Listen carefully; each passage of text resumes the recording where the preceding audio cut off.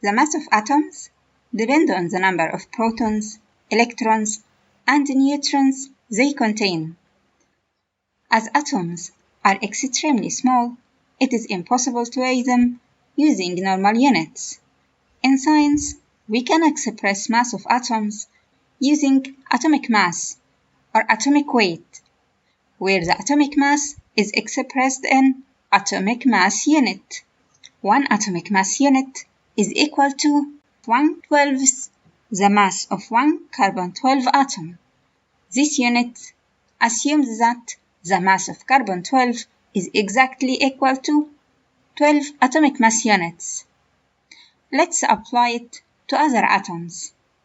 Experiments show that a hydrogen atom is 8.4% the mass of one carbon-12 atom. For that, the atomic mass of hydrogen is equal to 8.4 multiplied by 12 and divided by 100 equal to 1.008.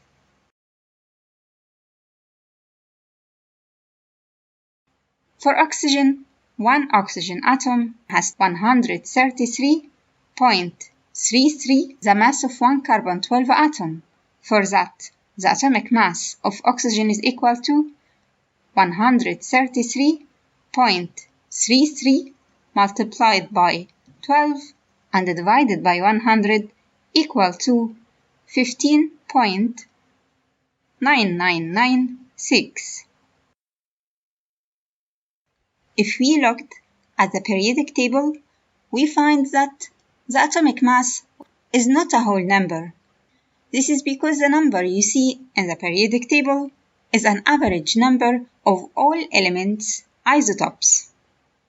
Isotopes are elements with the same atomic number. They have the same number of protons, but different number of neutrons. This is why isotopes have different number of nucleons, where nucleons include the number of protons and neutrons. For example, carbon has two isotopes, carbon-12 with a relative abundance of 98.9% and the carbon-13 with a relative abundance of 1.1%. We can calculate the average atomic mass, the number you see in the periodic table, by taking the average of both isotopes, carbon-12 and the carbon-13. The average atomic mass of neutral carbon is equal to the sum of carbon isotopes multiplied by their relative abundance. So, the average atomic mass of carbon is equal to 98.9.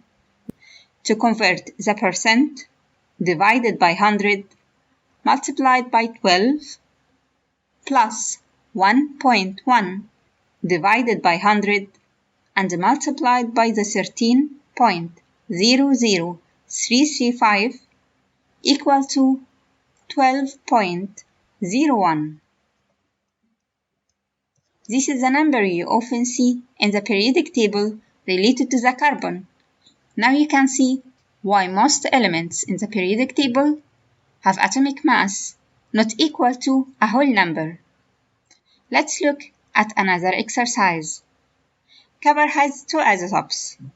Copper 63 with a relative abundance of 69.09%.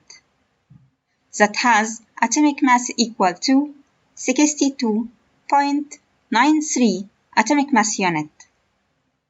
The other isotope, copper 65, with a relative abundance of 30.91%, with atomic mass of 64.9278 atomic mass unit. To determine the average atomic mass of copper, we can use the given relative abundances. The average atomic mass of copper is equal to 69.09 divided by 100 multiplied by 62.93 atomic mass units plus 30 0.91 divided by 100 multiplied by the atomic mass unit 64.9278 equal to 63.55 atomic mass units. Another exercise. Let's calculate the average atomic mass of boron given that it has two stable isotopes, boron 10 with a relative abundance equal to 19.78% and boron 11 with a relative abundance equal to 80.22%. Boron 10 has atomic mass of 10.0129 atomic mass units, and boron 11 has atomic mass of 11.0093 atomic mass units. So the average atomic mass of boron is equal to the relative abundance of boron 10, 19.78 divided by 100 multiplied by the atomic mass 10.0129 plus the relative abundance of boron 11, 80.22 divided by 100 and multiplied by the atomic mass 11.0093 equal to 10.812 atomic mass units.